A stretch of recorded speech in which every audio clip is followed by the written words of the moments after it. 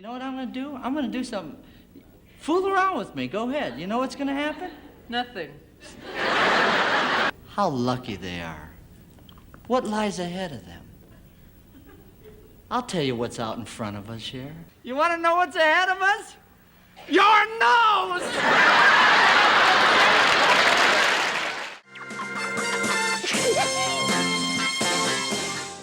Before reality TV ever existed, there was the Sonny and Cher Comedy Hour, a variety show that made millions believe in a perfect Hollywood marriage.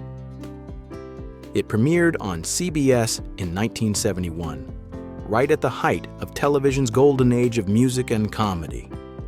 The chemistry between Sonny Bono and Cher was electric. Their playful back and forth, their duets, their fashion, it all screamed America's favorite couple. At its peak, the show drew over 30 million weekly viewers, ranking among the top 20 most watched programs. But behind the applause, things were falling apart. There's only one thing left to do to save our marriage. By the time the show ended in 1974, the marriage that built it was already in ruins. Here are the top 10 weird and disturbing facts you might not know. Babe. I got you, babe. Number 1. The Sonny and Cher Comedy Hour's playful banter looked spontaneous, but every joke was heavily scripted, because Sonny and Cher weren't speaking off camera. Writers had to mediate their interactions, rewriting sketches to hide real tension. Crew members later said that between takes, Cher often retreated to her dressing room to cry. By the final season, even the producers admitted they were filming a breakup disguised as a variety show. I mean, you're dissatisfied with everything we have. You know, you hate it when we're working, you're bored when we're not, so what do you want? I don't know. I'm just confused. Confused. Okay, miserable. Oh, well, yeah, that's great. Number 2. When fans saw Sonny and Cher, they assumed it was an equal partnership. But legally, it wasn't. Sonny structured their company so that he owned 95% of Cher Enterprises, making Cher his employee. In her 2024 memoir, she revealed she had no control over her money, her contracts, or even which songs she recorded. She later called the arrangement involuntary servitude, saying, "He treated me like a child, not a partner." Sonny owned 95% of the company, and it was called Cher Enterprises, but I owned nothing. You confronted him about it. Yeah, I did. And he said, I always knew you'd leave me. Number 3. Cher was just 18 when she met Sonny and lied about her age. I'm not 18. How old are you? Not 18. When they met in 1962, Cher was a shy teenage runaway. Sonny was 27 and already connected in the music industry. He offered her a place to stay and promised to help her become a star. But their age gap and Sonny's role as her mentor created a lasting power imbalance. What began as protection slowly became control, something Cher later described as a kind of gilded cage. He just started not to care Not to care about what? about me. He didn't like her going out or even talking with their band. Number 4. Many of the show's running gags, Sonny's stubbornness, Cher's biting sarcasm, weren't exaggerations. Writers borrowed directly from their arguments, turning real fights into light comedy. I like the way you dance. And you're short. What does that give us? One short guy and one smart mouth. During one taping, Sonny joked, "You can't fire me. I own you." And the audience roared, unaware that the line was painfully true. The laughter on the Sonny and Cher show often came from pain they didn't dare discuss honestly. Well, they said I sing like a frog, and Croak your heart out, Froggy. You know what I mean? Just croak it to him. gets in these moods like this, I don't know what's gonna happen. I just got a hunch that I'm gonna be screwed, you know? I got a hunch you won't. In fact, I'll lay odds on it. Number 5. By 1972, the loneliness and pressure became unbearable. Cher later admitted that one night she stood barefoot on a balcony, dizzy and desperate. thinking about stepping off and ending it right there. She said she felt trapped in a relationship she couldn't escape, emotionally, legally, and professionally. Her depression was invisible to fans who only saw the sequins and smiles.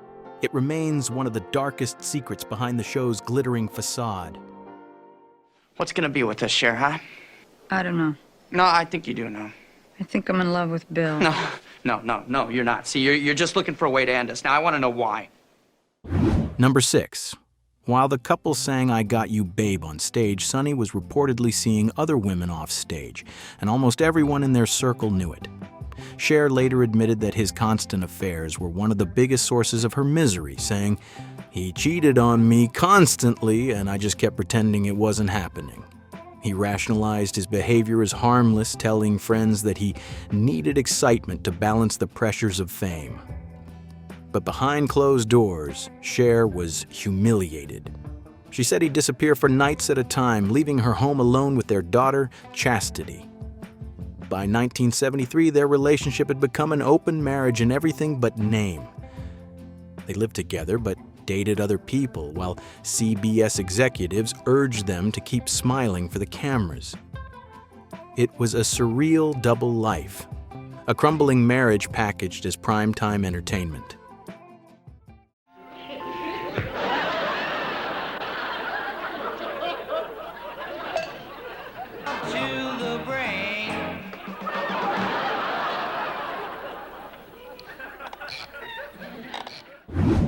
Number 7. In 1976, CBS convinced them to return with the Sonny and Cher Show rebooted even though they were divorced and each remarried. Producers sold it as America's favorite couple together again, ignoring the emotional wreckage. Cher later called it the weirdest experience of my life, pretending to love my ex-husband on national TV. The awkwardness was impossible to hide, and the show was canceled within a year. Michael Jackson of the Jackson 5. Oh! Listen, what are you going to be when you grow up anyway? I can't make up my mind whether to be a jet pilot or the governor of Georgia. Number 8. Their last TV performance together, a 1976 episode finale, ended with I Got You Babe. It wasn't scripted, just a last-minute producer suggestion. They hadn't even spoken off-camera that day. When they began to sing, the audience fell silent, realizing they were witnessing the true end of an era. For a moment, it wasn't comedy anymore, it was heartbreak. Stop it. Good night, everybody. God bless you. Number 9. Long after Sonny's tragic death in 1998, Cher continued to battle his estate over royalties she'd signed away decades earlier. In 2024, she finally won her case, reclaiming the income from the very songs that made them famous. It was poetic justice for a woman who'd once been legally owned by her own husband. The curtain finally fell, and this time, Cher was free. Some people thought that Son wasn't to be taken seriously. What people don't realize is that he created Sonny and Cher, that he had the confidence to be the butt of the joke because he created the joke. Number 10. Sonny Bono's political career might never have happened if his show hadn't collapsed. He used the fame from the Sonny and Cher Show to run for mayor of Palm Springs, the same city where he once escaped to after the divorce. When he died in a skiing accident in 1998, Cher delivered a tearful eulogy, calling him the most unforgettable character I ever met. Even after all the pain, their story ended where it began, with one last public performance of love and loss. If somebody asked me to say one thing to a lot of people, I guess I would say, believe in magic, and it'll happen. I thank you for having it happen to me. Thank you, good night, and God bless you.